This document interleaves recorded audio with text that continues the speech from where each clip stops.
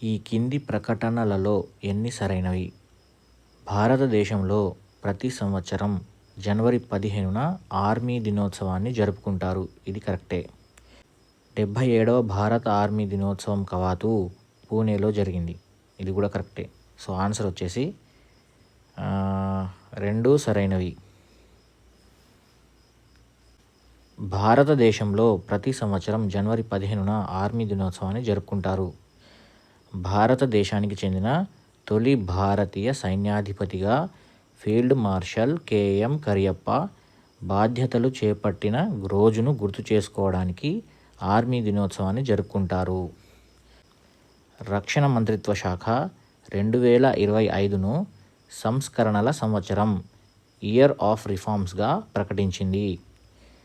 77వ army దినోత్సవం కవాతు పూణేలో జరిగింది.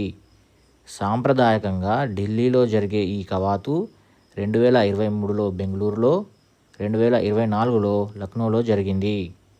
ప్రస్తుత భారత సైన్యాధిపతి లేదా chief of the army staff general Upendra Dwivedi